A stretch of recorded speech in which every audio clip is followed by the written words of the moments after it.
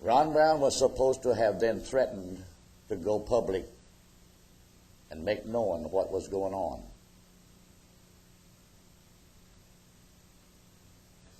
And Bill Clinton has a certain set of hitmen worse than any mafia has ever been known to be.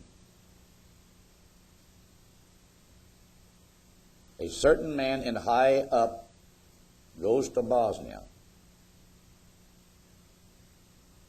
And it mentions the man's name who was in the control tower. Do you want to make it rich?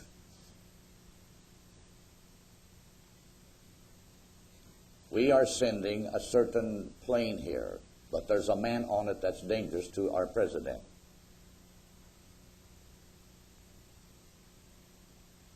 Now, this sounds like one of those far-out, far-fetched underworld stories, but it is. But you're living in a country that's being run by a bunch of political snakes worse than Hitler ever thought of being. What I'm saying is off of the record. But look at time, our nation, and when I go back into the history tonight about the Catholic Church, then we can see how corrupt mankind can get through years of time. It was known by different circles that this plane would leave at a precise time. This man that was in charge of the control tower, he was to show forth a radio beam of certain frequencies, and I think it was either 10 or 12 miles away was another control tower that would throw out a radio beam. The plane that Ron Brown was on was following these beams in to Bosnia. That's all right. Leave it on. I say it's off of the record as far as the message.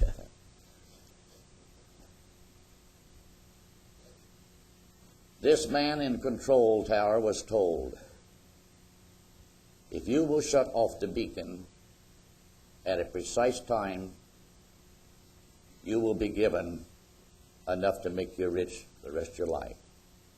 By the time you get home, your reward will be waiting. When the plane leaves certain points, it's traveling by these radio beams. And it says that at the actual time, the weather was not all that cloudy. And the point of it was, up on top of the mountain in a jeep, an agent sat there throwing out a mock beam.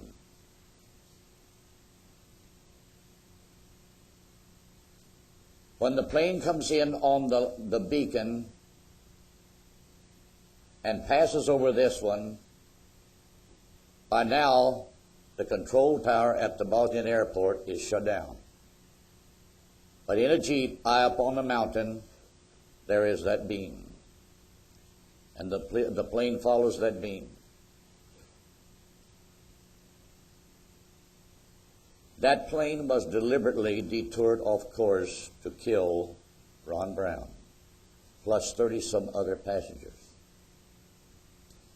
There was one woman was left alive because the rescue people, which were Bosnians, found her. They helped her off of the wreckage of the plane, and they radioed then to the American forces, military forces, to send a helicopter.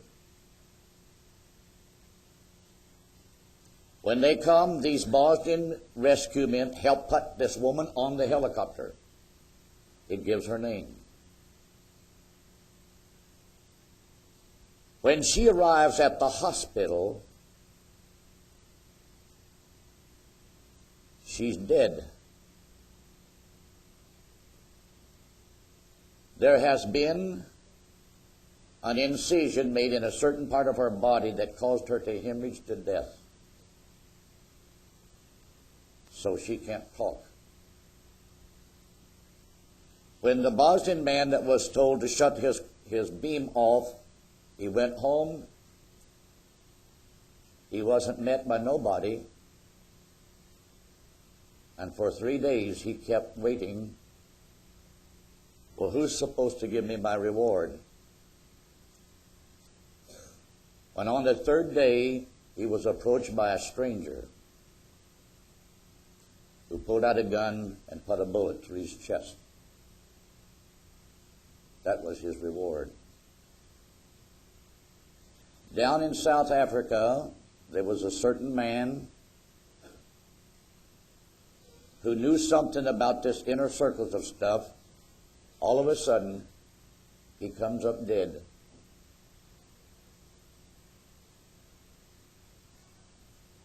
We've been told one story that the weather was bad.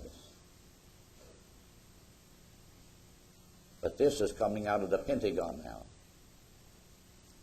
Agents are beginning to get nervous and tell the stories what's been going on in the last 3.5 years. I have to say, brothers and sisters, our country is reaching a point of judgment. And I say these things tonight not because I'm throwing out some kind of a political picture of something. Our country has never been led by a more ruthless, dirtier, conniving, underworld mobster animal. He's as bad as the Hitler Gestapo was ever thought to be. And by the time if he gets elected again, you watch. The next 4 years is going to begin to bring out of the woodwork some of the most barbaric stories. And I'll have to say, there is no doubt in my mind the American people will vomit. Because we are a people that have tried our best to honor our leadership irregardless of whether they did certain things right or wrong in a political sense. But when it gets to be like that, I have to say it's bad. I've got the article that was given to me the other night, and I'll bring it, and you can read it. But when these things begin to come out of high up government offices because somebody just cannot hold it any longer, I have to believe wherever you see a little smoke, there's got to be a little fire. All right. Now we're going into this tonight. And I'm going to go slow, brothers and sisters, because it's the only way I know to bring out certain details that helps us to understand the picture of the prophetic scriptures. The head that we see here, that's not the way it looked at first when Daniel saw it rising up out of the sea and going off in time. As he saw, it was just one huge, gigantic head. It didn't even have the horns on it yet. And I have to say, and the reason this Jewish man says it was a beast totally indescript is because Daniel did not see its body rise up. He only saw this giant head, we will say, just come up out of the water and just begin to progress off into time. He kept his eyes on the horns. Then he saw another little horn growing. I wish to say this at this time. When these modern interpreters of prophecy talking about this Antichrist that's coming is going to subdue 3 horns and destroy them, I have to show you, he's done it. You missed it. Now here's how we have to look at the symbolicalness of this. This little horn in numerical equation would be 11. Isn't that right? Does not 11 follow 10? But the reason I say it that way it did not put 11 horns on this head. So really, what kind of a horn was it? We know, therefore, brothers and sisters, these 10 horns are 10 temporal governmental kingdoms that rule over territories of Europe. But we find that the 11th horn was a mystery horn, which was not a territorial horn. So you can't take a mystery horn, which is not a territorial horn, and put it on there and make it be 11, can you? So we have to understand, the 10 mean one thing, but the 11th one means something else. All right, so the 11th one then does not put 11 horns on the beast. Yet somehow or other, this 11th horn becomes so powerful in Daniel 7, as it is being described to him. It exalts itself above its fellows, meaning its predecessors. As it was a long time for these horns to eventually get their position established within the territorials geographically of Europe. Just as it took them long to finally get their positions, so did it take a long time for the gradual rising of this mystery horn that came up amidst 11. Now, if you cannot take the 11th one and put it in there and make 11 horns on the head, then we have to understand the language of the prophecy is how that he exalted himself above the fellows, insomuch that he plucked up 3 territorial kingdom horns. How could something that's mystery do that? So my point is this: if the mystery horn cannot be added into the number, yet there's something about this mystery horn can destroy and yet still leave 10 temporal geographical horns there. That's what I was reading this morning. It goes to show once the power of the papacy did begin to reach that position, that the oncoming popes could see the power that they held at their fingertips, then the popes that followed in that period, starting, we will say, in the rough, around 900 and something, and continuing on through to 1500. And in that time, no pope is going to allow a temporal political king tell him what to do. So the mystery horn did not destroy a temporal geographical horn, but it did dethrone a king and showed to the world that for a period of time, no dictator, no ruler, emperor, king, marquis, or whatever it might be, could outshine the Pope. So this is why, brothers and sisters, this beast, while it lost certain things in the eastern sectors of the old world, there's nothing about this head here that is recognized in this eastern section of the geographical territory. Keep in mind, Europe here. Here's Italy. Here's Rome.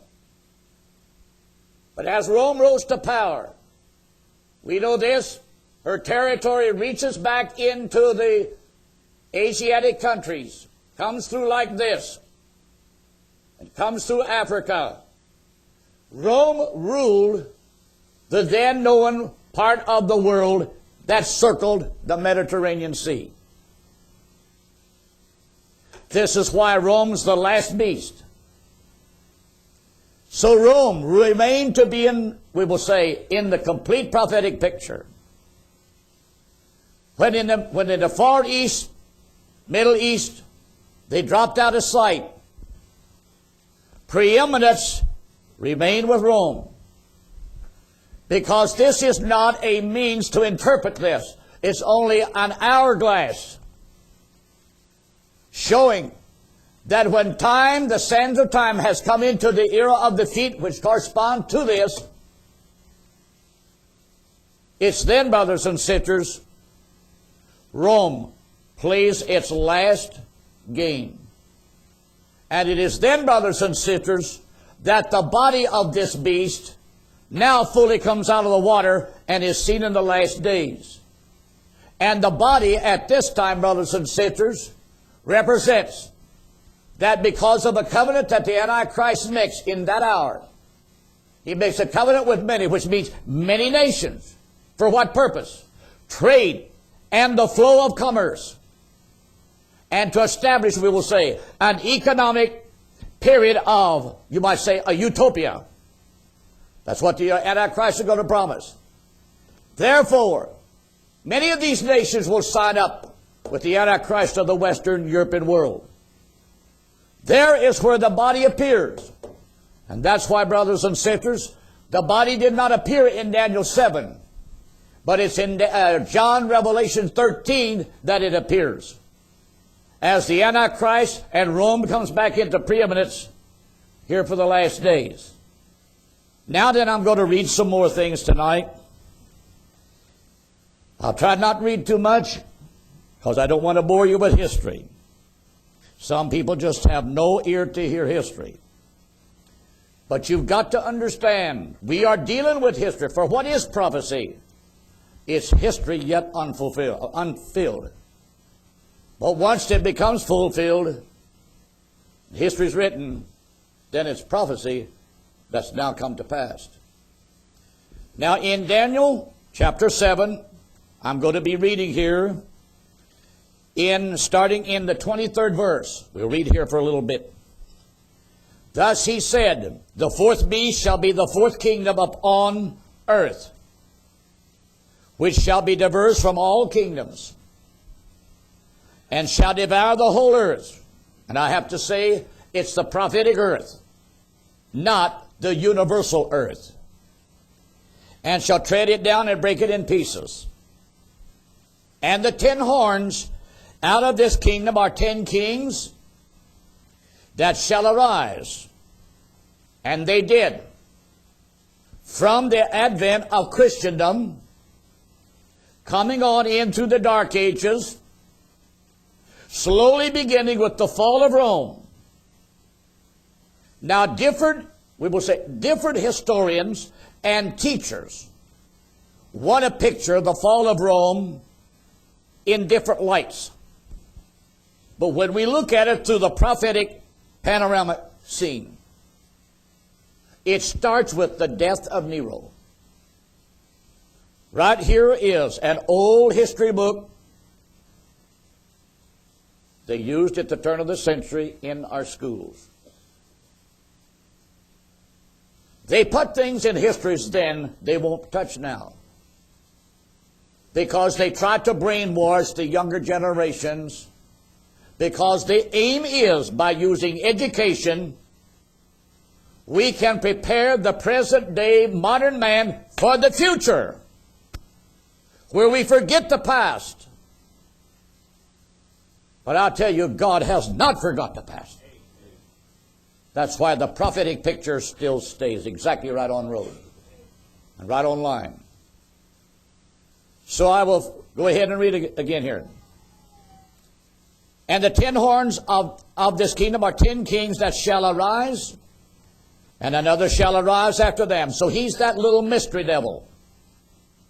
He didn't put 11 territories, because he is a different type of a horn. Keep in mind, the word horn itself symbolizes some kind of a power and authority. So we know the 10 belongs to temporal, political, governmental kingdoms that rule over certain territories. But this 11th one, or this mystery one, he does not add that at all. He is a different type of power. So my brother and sister, we have to look then, what kind of power eventually, out of the gradual fall and decay of the old political imperial headship of Rome, what kind of a system came out of that or evolved out of that that became so powerful that eventually that the man that sat in his office had as much or more power than the ancient Roman Caesars did. Don't bring that picture here to some 1996 or in the year 2000. Satan has done established the Antichrist's office. History and the Bible proves it. It's a matter of way men want to read it. If you want to think the Catholic Church is the bride of Christ, go ahead and help yourself. As I said this morning, I'm not pointing the finger at any Catholic person, but the system is unbiblically scriptural. It is a system, it's an institution that's more paganism than anything on the face of this earth. It's outlived every form of human government. Since the fall of the old imperial headship of the Caesars, it's rode out the feudal system. It's outlived all kinds of monarchies. That's why in the end time, the Roman Catholic Church is called the mother of harlots. She's feasted and drank with the political crooks of the world. When you say that in North America, people say, well, you're a fanatic, you're narrow-minded. Help yourself to all that you want to. But I challenge you, go into the histories of 500, 600, 700 years ago in Europe, and I'm going to read some of it to you in a minute. It'll turn your stomach against Catholicism as it existed then. Not too far from our own borders is a continent of a nation, South America. When North America began to be settled, South America was predominantly settled by Spaniards and Portuguese. The missionaries from Rome went there and took the gospel of Catholicism to the South American natives. In every one of them hamlets and cities and towns all through South America. You can travel today, you can see big cathedrals made of massive stone construction. But you see them societies living in a poverty state. Because for hundreds of years they have been held in ignorance.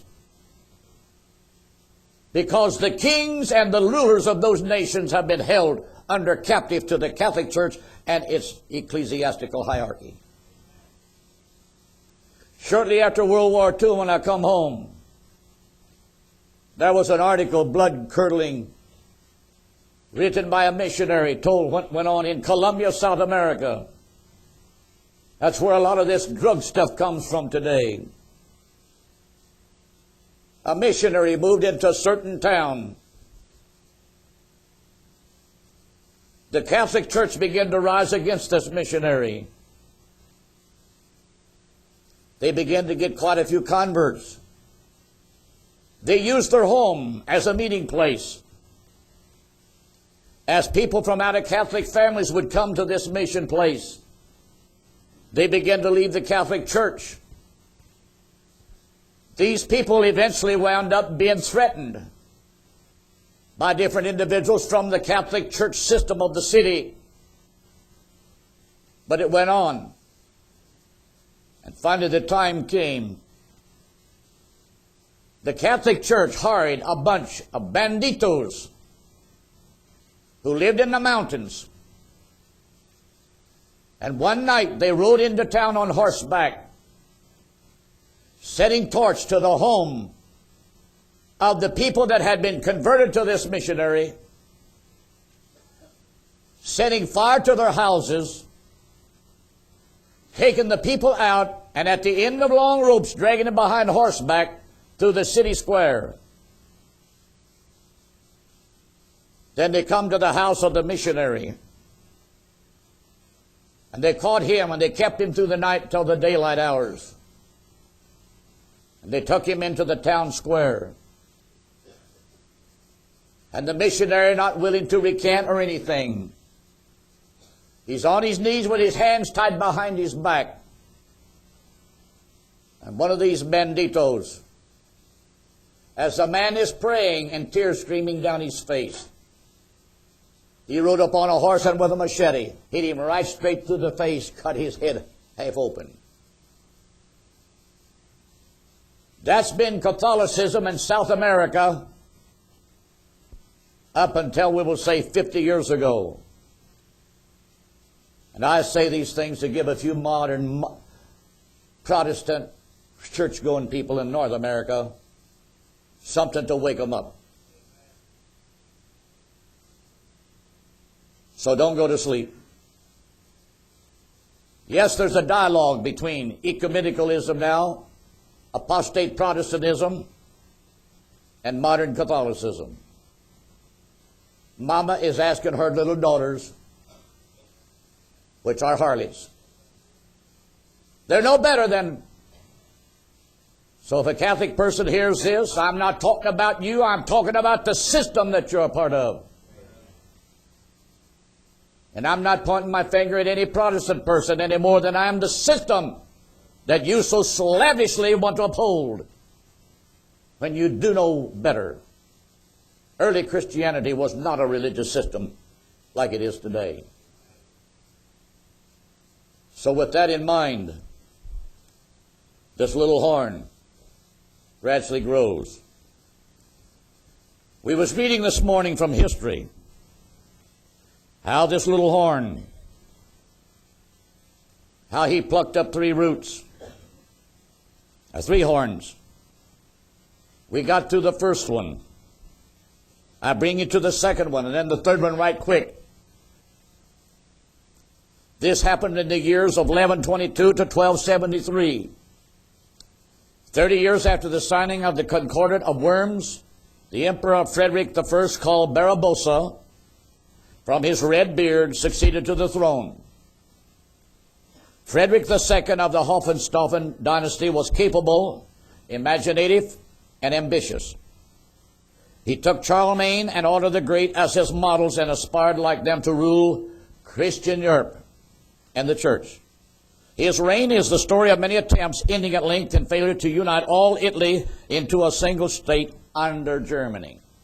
So here's the peninsula of Italy going straight up into Germany. Wanted to unite all of this together. So you see, the horns are beginning to get their geographical position. Frederick's Italian policy brought him at once into conflict with the papacy. The popes gave their support to a league of the free cities of northern Italy, which were also threatened by Frederick's soaring ambitions. The haughty emperor, having suffered a severe defeat, sought reconciliation with the Pope Alexander III in the presence of a vast throng assembled before St. Mark's Cathedral in Venice. Frederick knelt before the Pope and humbly kissed his feet. Just a century had passed since the humiliation of Henry IV at Canossa. Another horn is brought down by the mystery horn. It was not another horn bringing an army in. It was a pope sitting in a chair in Rome. Yet he had so much satanic power, brothers and sisters, he could say to any king, come over your throne. And if he didn't, he could tell all of his people, denounce him. Don't be obedient to him for anything. And order a strike and paralyze his whole domain. Imagine Paul going into Rome doing that. Imagine when Nero was still alive. Any apostle going in and saying, Nero, I come to get you. you'd have the opposite story. But now you see it in reverse. And it's a shame we've got modern preachers today, they turn their back on this picture. Go ahead and turn your back on it. You can say, I'm naive, narrow-minded, and I have to say, you're blind. You have absolutely been inoculated with something from the devil, and you're drunk on his dope. You would sleep with a rattlesnake, spiritually speaking. The papacy reached the height of its power under Innocent III. The 18 years of his pontificate were one long effort, for the most part successful, to make the Pope the arbitrator of Europe. Innocent announced the claims of the papacy in the most uncompromising manners. Listen to this. When Daniel saw the eyes of a man in that horn, and a mouth speaking great things, here's that horn speaking. As the moon, he declared, receives its light from the sun, and is inferior to the sun, so do kings receive all their glory and dignity from the Holy See, the Vatican. That's a lie. This meant, according to Innocent, that the Pope has the right to interfere in all secular matters and in the quarrels of rulers. God, he continued, has set the prince of the apostles over kings and kingdoms with a mission to tear up, plank, destroy, scatter, and rebuild. Protestantism, deny that then.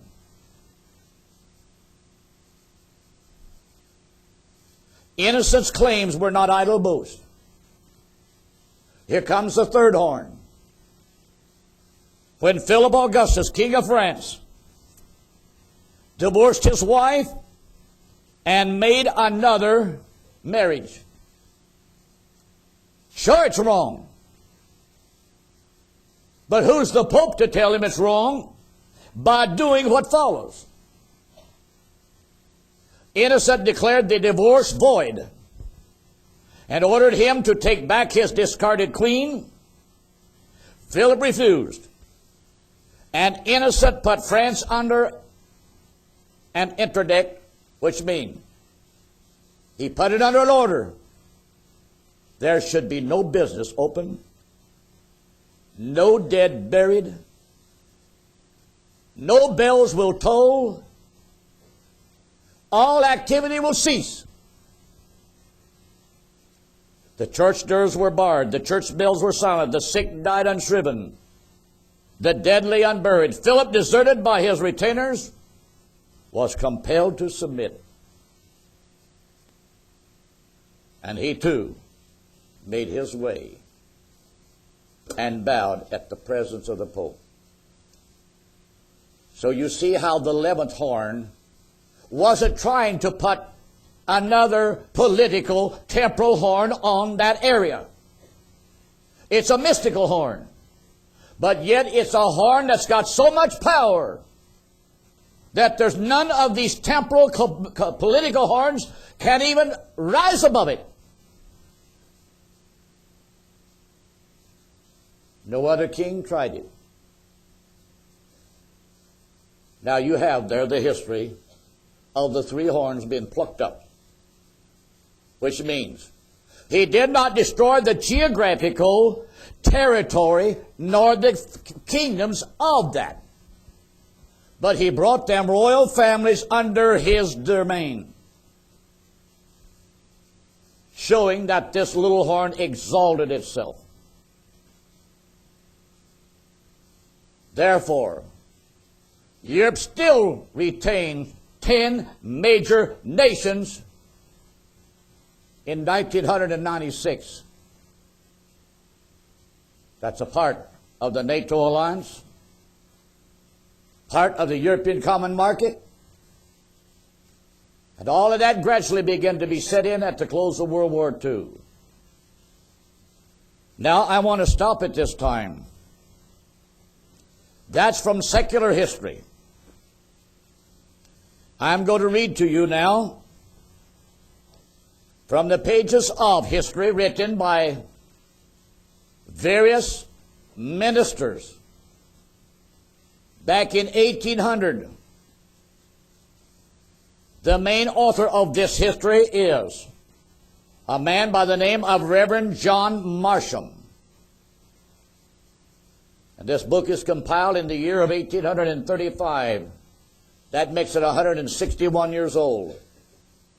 It's got more truth than all the ecumenical systems we got on the face of the earth today, because they won't print this.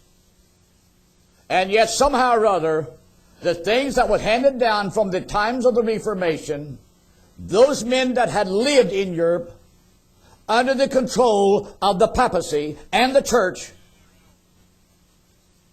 who had experienced how Europe had been held in bondage and darkness, those men had a right when the Reformation came to come out and breathe a sigh of relief and give their testimony to the world what the power of the papacy had done.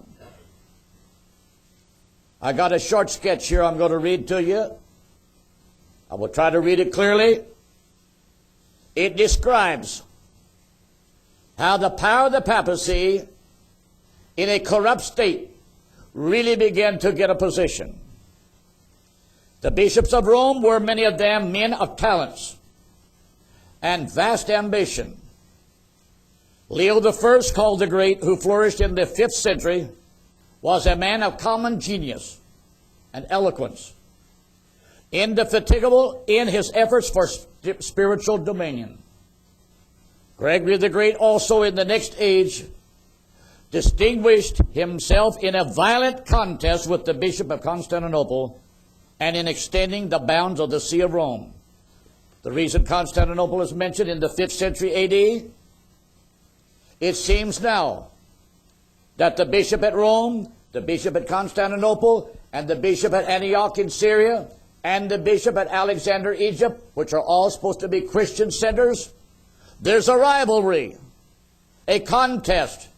Which one's the greatest? Which one's the most important? Which one should have the most power? As the bishop at Constantinople, he denied even wanting any kind of a position and recognition like that.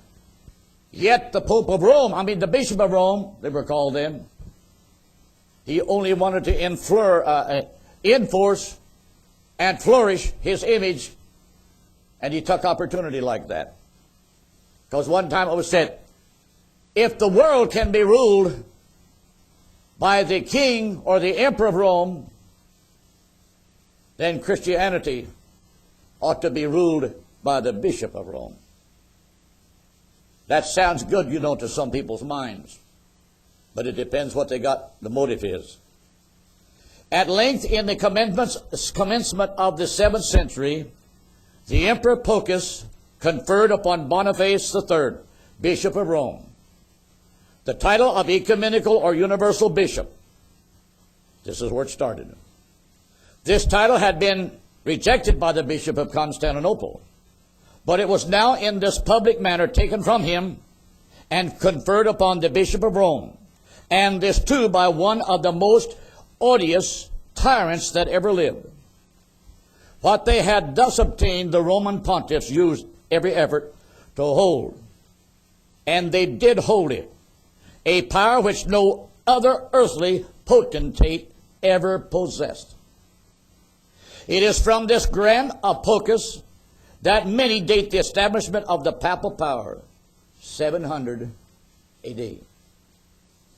Though the most decisive marks of Antichrist are seen in this: idolatry, false doctrine, these things did not appear until a later age.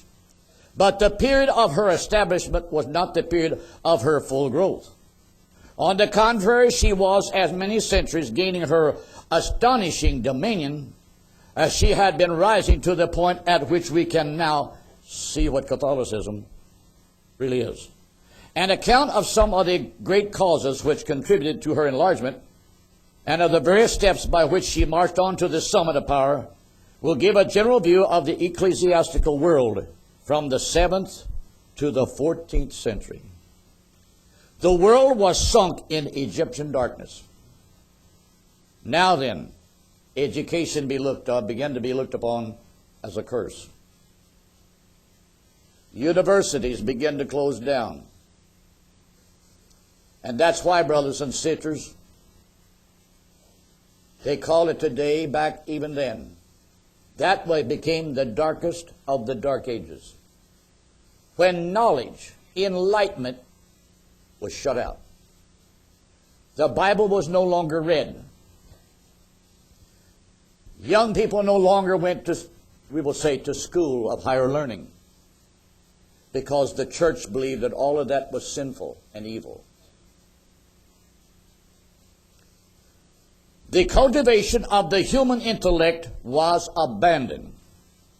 The incursions of the barbarous nations from the north. Here we are. Here's the nations in the north at that time. Barbarians. Uneducated. Had driven everything like literature into the cells of the monasteries. Books were unknown among the common people. And had they been known, they would have been useless. For few were acquainted with the art of reading. The great mass of the clergy were incapable of reading the Apostles' Creed. Think of it. Even the bishops in general were unable to compose anything like a sermon and deliver to the people incipit homilies, which they had taken from the writings of Augustine and Gregory.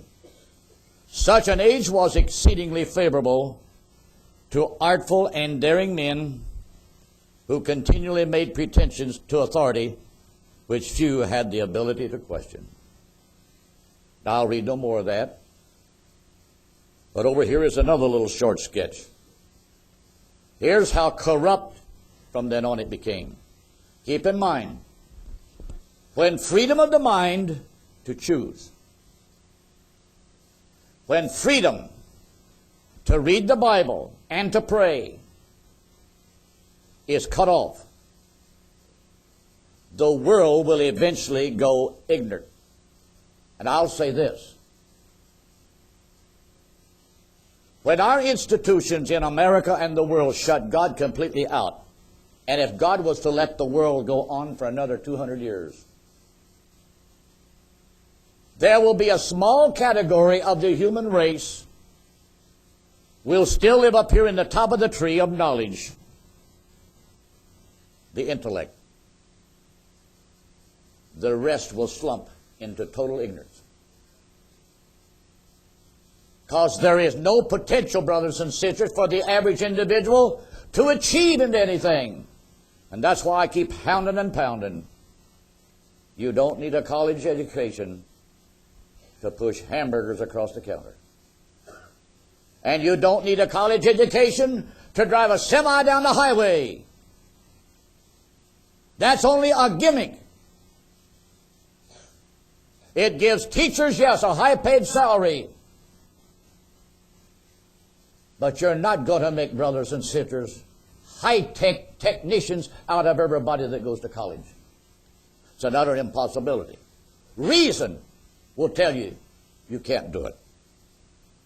So now then. But the temporal power of the Roman pontiff was never to be compared with its spiritual.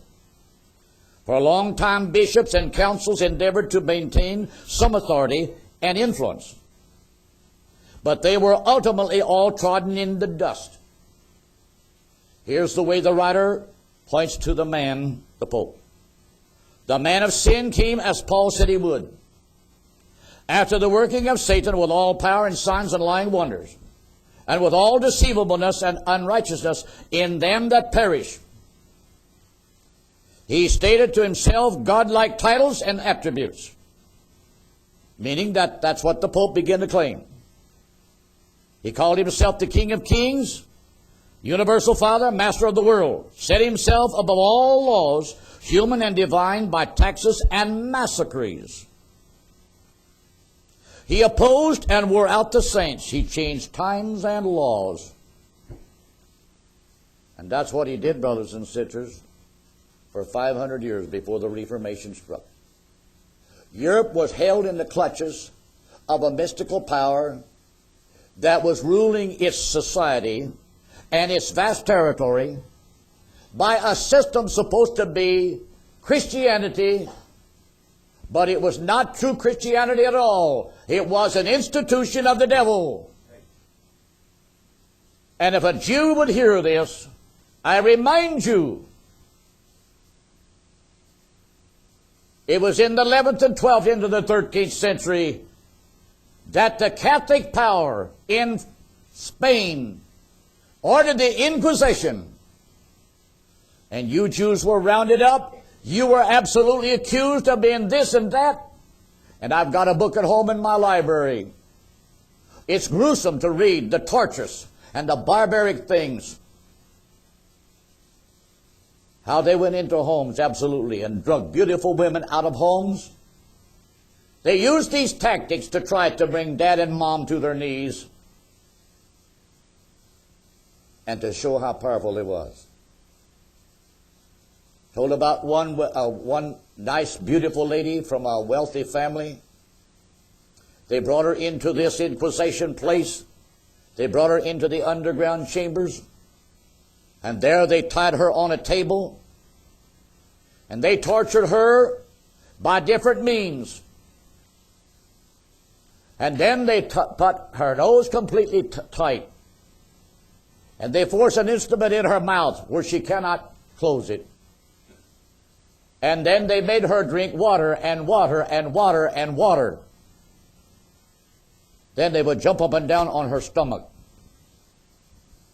hoping to rupture and make her recant. But she didn't. And I'd have to say, Pat Robertson, all you men, you turned your head the other way. I challenge you to read the history of the Dark Ages. You buddy up to the present Pope. I didn't say this present Pope is the Antichrist.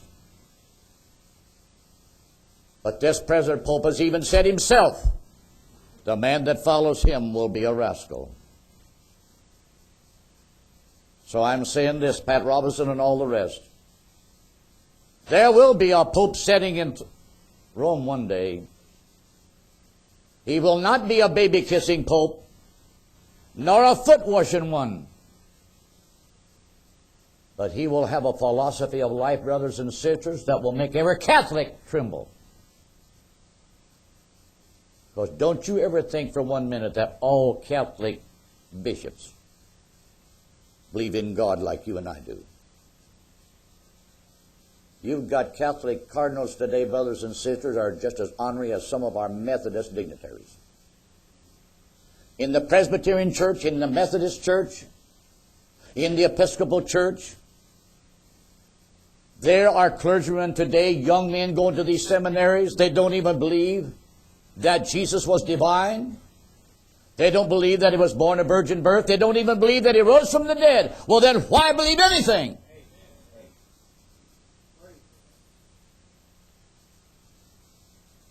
And you've got Catholics trotting right behind them. So I will read a little further here.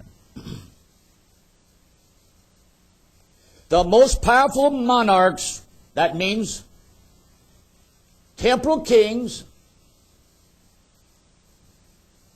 were powerless before him, the Pope. Emperors led his horse. Emperors led his horse. They esteemed it to be an honor to hold the horse of the Pope. I wonder who held Paul's horse. If Paul come into town on a horse.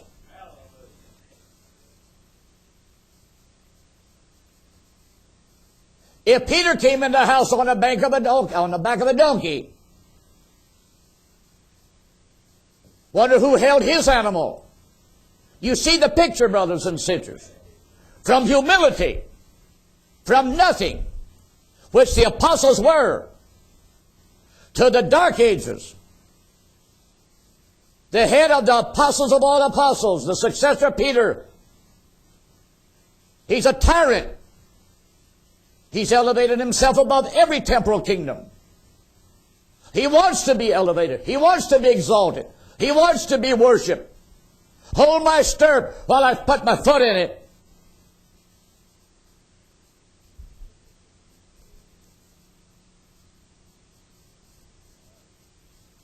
For refusing to surrender him the right of investiture, the right ever claimed by the Prince of Europe of conferring the most important places in the churches and monasteries upon whom they please, by the ceremony of presenting the ring and crosier, Hildebrand, Gregory VII, the Pope, haughtily and arrogant in the extreme drove Henry. Now see, here is your ecclesiastical historians come right along and talking just the same as your secular historians were saying.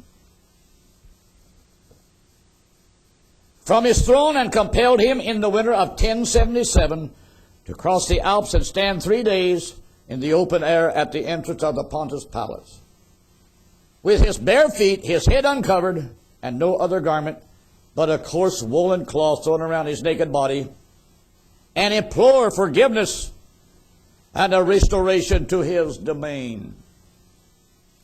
No wonder Daniel said, this little horn that comes up will exalt himself. It was not one man in 1 year's time. It was a gradual, slow process of the power of Satan that used to be embodied and enthroned on the imperial throne of the Caesars. When that power began to lacken, people lost respect for the emperor. Satan was bringing up a decoy. And that's why, as this man's office got weak, this man's office got greater. Same spirit, same devil. They worshiped the devil through the Caesars because they threw their garlands into the street and adored the Caesar as he went through in his golden chariot.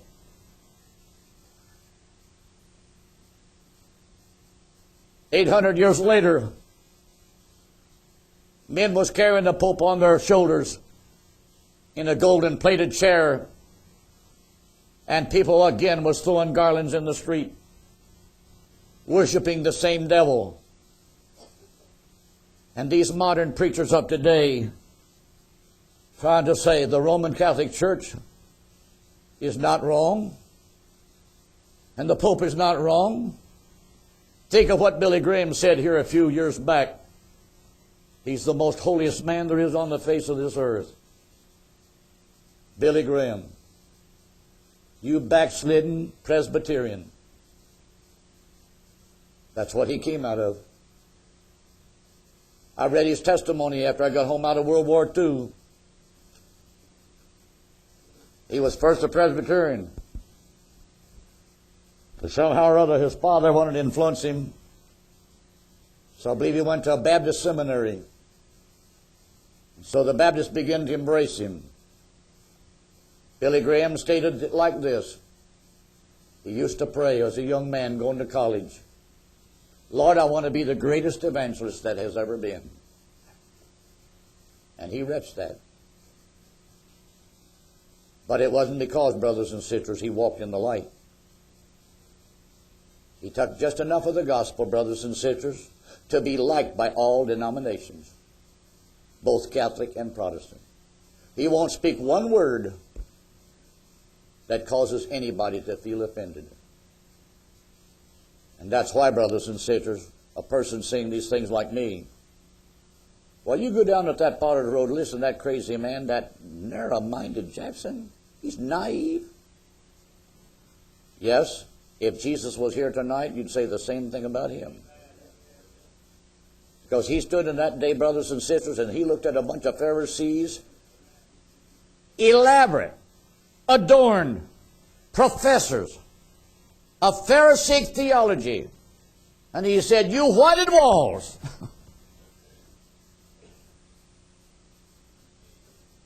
Now that was a speech term in that day, because they didn't have latex paint then, but they had whitewash. And they didn't bury people in wooden boxes. They buried them in the ground until their body decomposed, and then they went in later and collected up the remains. They would put that sometimes in a clay vase and rebury it in some kind of a stone structure. And then they would go there and whitewash that thing. They did the prophets that way.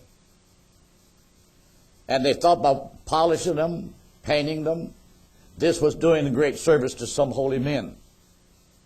That's why Jesus said to these Pharisees, because how they were so elaborately attired in their robes and such like, he said, you whited walls.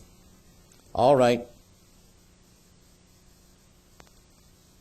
Just one more few words.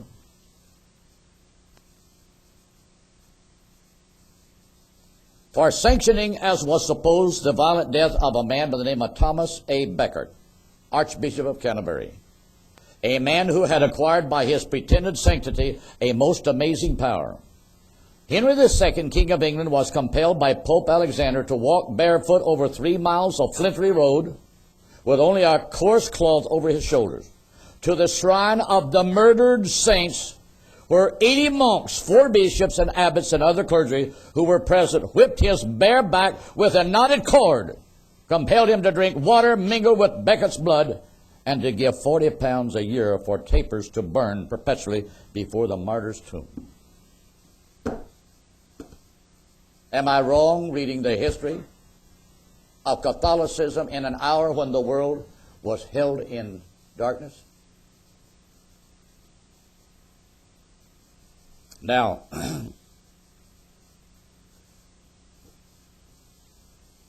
these modern interpreters want to say, the Antichrist, that's to be, we know he's to be a man, according to First Thessalonians and Second Thessalonians as well. They say he's to rise in the last days and he will subdue 3 kings. In other words, they're teaching that the 3 kings is yet to be subdued. I have to say, they missed the history. That's why they've got to take that approach. They also say this, that these 10 horns no longer represent the 10 major nations of Europe, but that the whole entire world will one day eventually, under the world's Antichrist, be broken up into 10 different domains, saying that Europe, where the 10 horns are, really will probably be the first horn. The other horns will be different sectors of the total universal earth in the 10.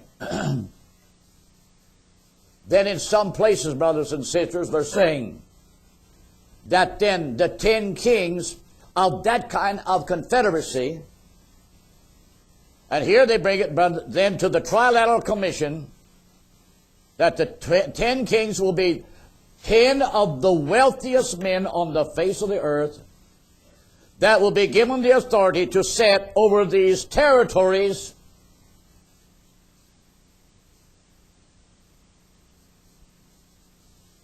That sounds good to modern 20th century college-going, diploma-reading people that have no biblical knowledge nor history.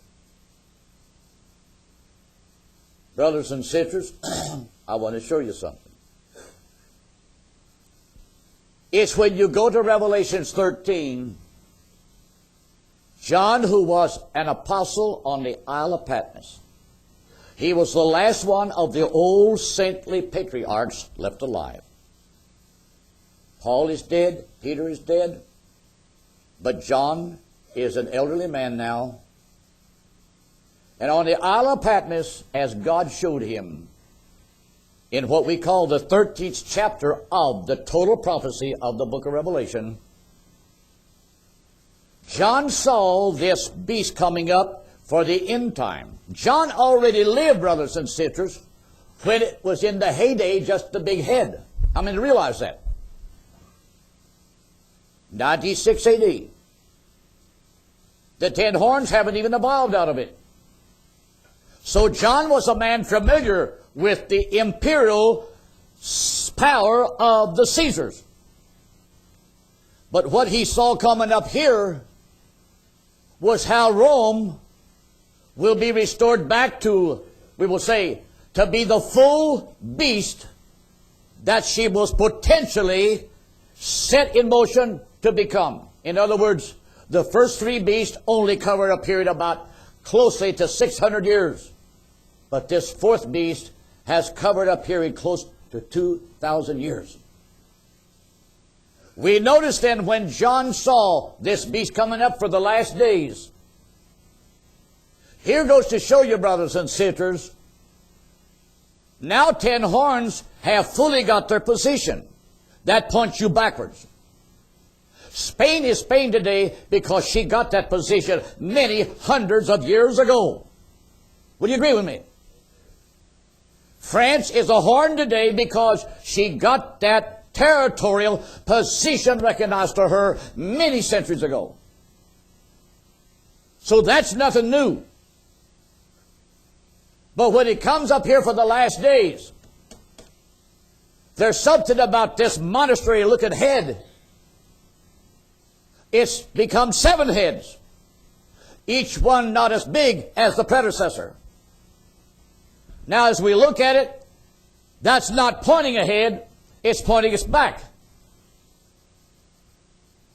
And as this Jew states, that this beast is fulfilled in different stages. Naturally, the last one is that universal state. But if you will follow me now, as I try to describe this thing for the last days and show you by the grace of God, it does not cover the universal earth. It only covers the prophetic earth. Because this thing, brothers and sisters, stems around a central object. Israel was captured when the Babylonians came into power. The whole timepiece is destroyed when the Jewish Messiah, the stone cut out of the mountain, brings to an end to all of this, and that's why this is just the hourglass. Because in the days of these kings, when the sands of time is all down here in the toes, to correspond to this, shall the God of heaven set up a kingdom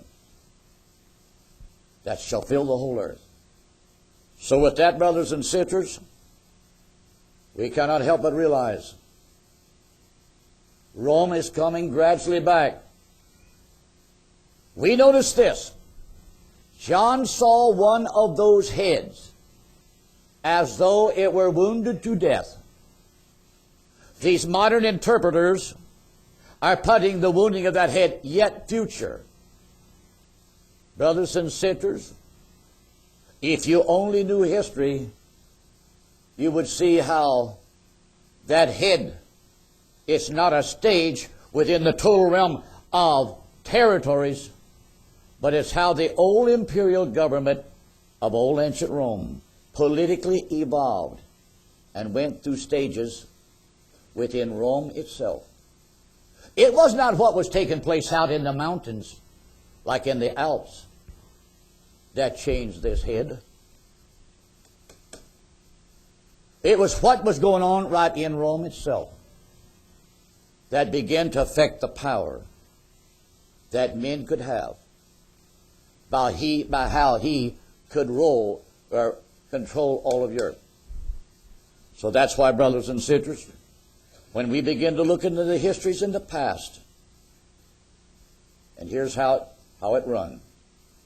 If you'll give me just a little bit more time here now, I want to read this to you slowly. I've got to establish it in this manner.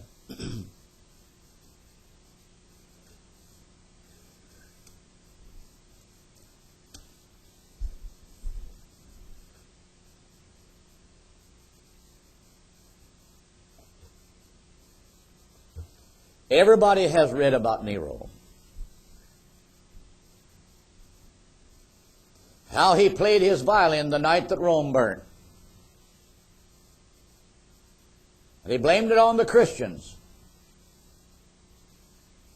which caused many of them to be rounded up. Here, this secular history writes it like this. During Nero's reign, half of Rome was laid in ashes by a great fire, which raged for a week. But a new Rome speedily arose. It was a much finer city than the old, with wide streets instead of narrow alleys, and with houses of good stone in place of wooden hovels. Except for the loss of the temples and public buildings, the fire was a blessing in disguise. After the death of Nero, listen to what the history says. The dynasty that traced its descent from Julius and Augustus became extinct. This marks a precise point in time. Rome is destined to fall. It's not the stones coming down, but it's that imperial power from within Rome and the throne of Rome begin to decay. Because the history shows in 69 A.D., when Vespasian, the Roman army general, was pursuing, we will say, the conquest of Jerusalem. Just before the final fall of Jerusalem came, he received word from Rome. You can read this in the Jewish historian Flavius Josephus. Josephus had had a vision of seeing when Vespasian approached Jerusalem. Parts of the city have done fell. Josephus has decided now he will surrender to the Romans. As he's had this vision, as he walks out and signifies to the Romans and this Vespasian general who sat there on his horse, as he approaches Vespasian, he said, O Vespasian, knowest thou not, this day thou shalt be emperor in Rome. Vespasian thought Josephus was flattering him, when shortly after that a messenger came, and the word had been reached from Rome now. Vespasian returned to Rome. Nero is dead. So now then, the old imperial government that once ruled the vast domain of the Roman territories is destined to be hit with all kinds of political upheavals. So I'm going to take you. You remember, as in the book of Revelations, in the 17th chapter, the angel takes John. He says, come hither. I will show you the judgment of the great whore. Well, in 96 A.D., the whore was not even in existence. So John, though physically he lived in 96 A.D., he is lifted up in the spirit and he's projected into the 20th century. And he sees it here, coming up for the last days. And then he says, I will give to you the meaning of the beast that carrieth the woman. Then he tells John how these 7 heads got their recognition on there. Them heads are not territories. And they're not just mere stages of time. But it is how the power of the ancient Caesars begin to dwindle. Now then, after the death of Nero, the dynasty that traces descent from Julius and Augustus became extinct. there was no one who could legally claim the vacant throne. The Senate, which in theory had the appointment of a successor, which in theory had the appointment, was too weak to exercise its powers. The imperial guard and the legions on the frontiers placed their own candidates in the field. The Roman world fell into anarchy, and Italy became once more the seat of civil strife. What's going on? The beginning of the fall of Rome. And it was not stones coming to the ground. It's the authority. How a man once sitting on a throne used to rule all that vast domain. Now it's in disarray. So we're going to watch. Following this Nero, Vespasian, a military general. Followed by Titus and Domitian, his two sons. 3 military men. They are not Caesars. They act as emperors. They are transitional leaders. While the evolutionary political process moves on. Following those 3 men comes what is known then as the 5 good emperors. That's why, brothers and sisters, in Revelation 17, the angel was bringing John along in future tense. As he explained the 7 heads, keep in mind, he said the 7 heads are 7 mountains on which the woman sitteth. We all know Rome is the city of 7 hills. But he said also, there are 7 kings, which means kingdoms. This is pointing, brothers and sisters, not to territorial kings, but it's political kings or governmental kingdoms that's all evolved out of the once imperial headship of Rome. So following Nero and the military men, we come then to the next group of men. From 96, right at the time John was having his vision, to the year 180 A.D. is the period of these 5 that have fallen. Nervan, Trajan, Hadrian, Antonius, and Marcus Aurelius. They are called by secular history as the 5 good emperors. They are known for the systems of education, beautifying the city. But it says this: after the death of Marcus Aurelius, the empire entered on its downward course again. That tells you, brothers and sisters, as this once monstrous head was single because it symbolized the imperial power, how the rulers from Rome ruled its vast domain. But then when something struck it by the death of Nero, this great head would begin to shrink and die from its originality, followed by other men who would try to establish another like line of Caesars. 5 are called good. But in Christian history, brothers and sisters, under some of these men, more Christians were sent to the arenas and butchered and slaughtered. So Christians can't call them good emperors. But they marked a precise period in time of the evolutionary decay of the old imperial head.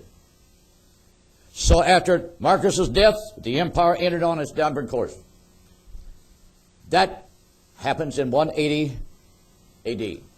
From then, brothers and sisters, till we come to the hour of Constantine, which is in 300. Rome goes through a period of chaos. Emperors, it says. I won't read it all because I don't want to bore you with it. But it's right here in front of me. Emperors after emperors were elected to the throne. lived a few days, some were assassinated, some left the throne because they were fearful for their lives. On and on and on it went like this. That's what caused, brothers and sisters, in the period between 100 and 325 when Constantine came on the scene, that's what caused Rome then to begin to lose here the vast domains in the east.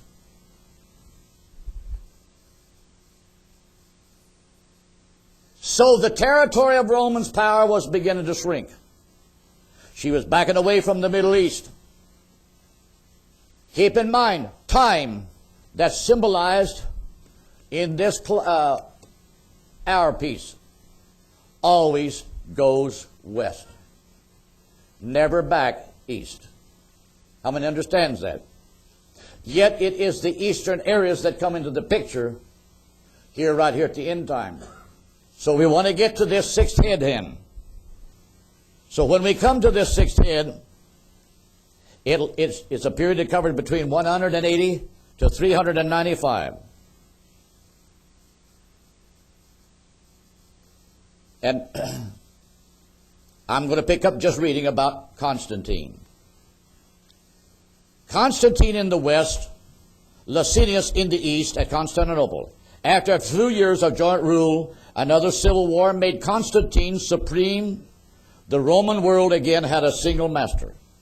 And this was the time, brothers and sisters, then, that Constantine, at the head of his army, as he was striving to somewhere over here in the east, try to put down some kind of an insurrection and revolt with his army as he marched eastward.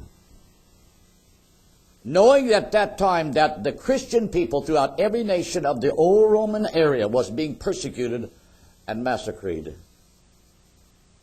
One evening, as Constantine has made camp, and he sent his men out to do some kind of a pagan ritual and sacrifice, and we will say offer up some kind of burning of incense and stuff. Constantine was supposed to have saw a vision in the sky. He saw the sign of the Christian cross. And he heard the words spoken to him, "By this thou shalt conquer, and thou shalt overcome." The next morning, as Constantine arose to speak to his generals and military men, he gives his testimony to the vast hordes of his army.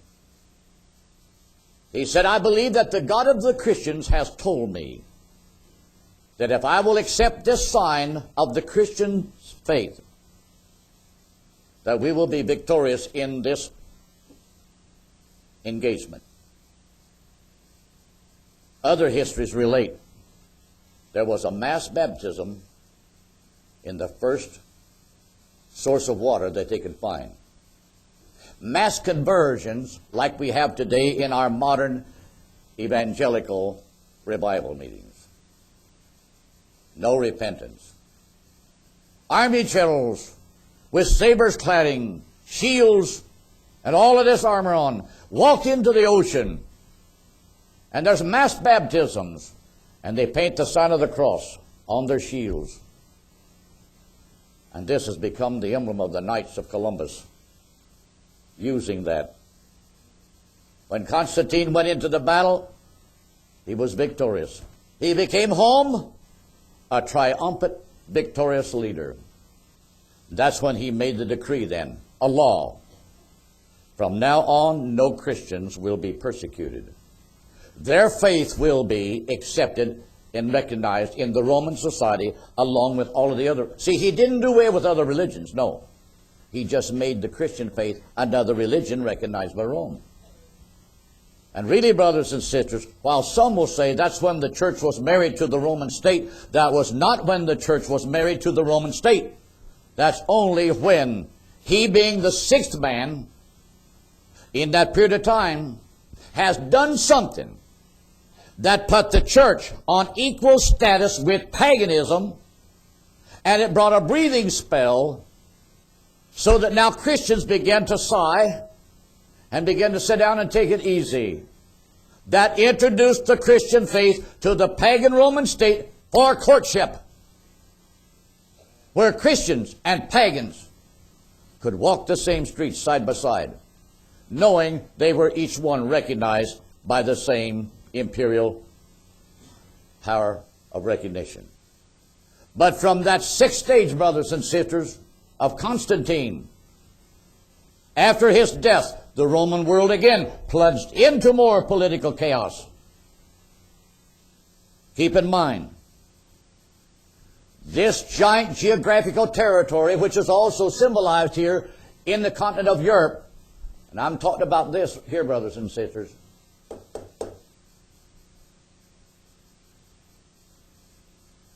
You've got to keep the power in Rome. It don't go to Frankfurt, Germany. It don't go to Madrid, Spain. It don't go to London, England. You've got to keep it in Rome. So then, brothers and sisters, when we come to about 800, we come to the hour of Charlemagne. He's a German. What a brilliant leader. By now, brothers and sisters, political men and ecclesiastical men have been walking side by side. Emperors are going to the Pope to be blessed by him, as well as popes are going to the emperors to be recognized for the position they hold. And when you read the histories, in Charlemagne's hour, he became such an admirer of the Pope and the Church of Catholicism. That's why we said this morning, at the point of the spear and the sword, through the towns and villages of Europe that once used to be barbaric, pagans, those that had not been converted by priests in preaching their gospel, now became forced to become Catholic Christians by the point of the sword. And through Charlemagne's hour, brothers and sisters, every domain, every person throughout northern Europe was sooner or later visited by the power of Charlemagne's army. And when everybody has been, brothers and sisters, became converted to the Catholic faith, this became, brothers and sisters, the beginning slowly of what was known as the Holy Roman Empire. Now Charlemagne brought the power of the papacy into a state of recognition. As I read this morning, and I'm going to quit here now at a certain point, because, brothers and sisters, when you read that in Revelation 17 about the beast that was, is not, and yet is, it sounds like a riddle, don't it? But that lets you know that John stood over here in the 20th century, and he saw that beast right there rising up for the last days. And as the angel told him, and the beast that was, how many will agree with me? It used to be old Rome. Is not. What happened? That's the period of the Reformation. Starts in 15 and 20 AD, and here we're facing the year 2000. So almost 500 years, the beast that once was slowly, gradually begin to dwindle away. The angel said, shall ascend out of the bottomless pit. Now you know and I know, no living man comes out of the bottomless pit. No church system comes out of the bottomless pit. What comes out of the bottomless pit? A spirit. So the kind of a spirit we're looking at, it's that ecclesiastical power that used to be on the popes that became wounded through the Reformation.